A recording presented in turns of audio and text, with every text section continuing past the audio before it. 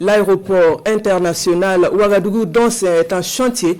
Le site présente la réalisation de plusieurs infrastructures majeures. La Société des aéroports du Burkina, créée en juin 2025, est la nouvelle entreprise publique chargée de la construction, du développement. Visite guidée sur le site de l'aéroport de Donsen-Ouagadougou dans ce compte-rendu de Jean-Modeste Ouedraogo.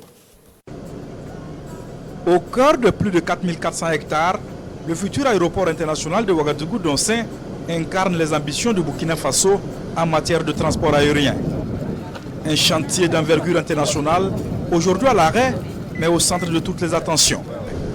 Pour comprendre les raisons de cette pause et préparer la relance, les autorités ont engagé des réformes majeures, avec notamment la création en juin 2025 de la Société des aéroports du Faso, la SAFA. Les différentes équipes, comme nous l'avons dit, qui sont succédées à la tête de la maîtrise d'ouvrage de l'aéroport de Donsen, ont travaillé progressivement à corriger ces écarts. Nous venons également hériter d'un certain nombre d'écarts que nous allons travailler à corriger. En termes d'avenant, les évaluations vont être faites avec l'équipe d'experts indépendants qui ont été commis à cette tâche. Et également en termes de délai, tout est urgent. Nous avons, comme on l'a dit, nous sommes opérationnels depuis 3 mois, mais ce qui a été fait indique déjà que la feuille de route est dans une dynamique progressive. 3 mois après son opérationnalisation, la SAFA, appuyée par un bureau d'études, a ouvert les portes du chantier à la presse pour une immersion.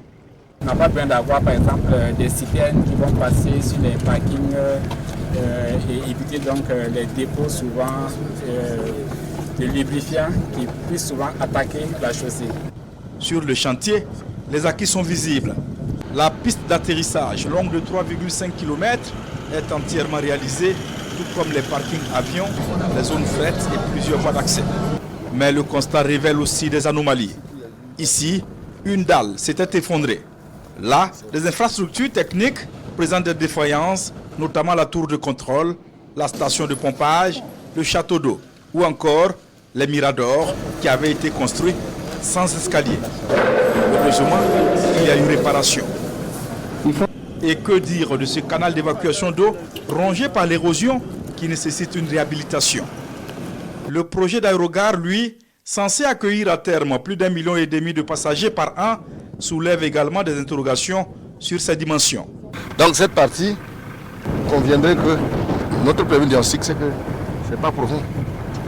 Donc ça va impliquer dans le redimensionnement qui a été prévu, qu'on puisse étendre un peu, de manière à disposer d'une aérogare suffisamment conviviale et qui peut être étendue pour prendre la capacité, justement, qui a été aussi étendue, de 1,5 passagers à plus pour les générations futures comme nous, parce qu'il faut qu'à la fin de la réalisation, que quand vous allez venir ici aussi, vous soyez fiers.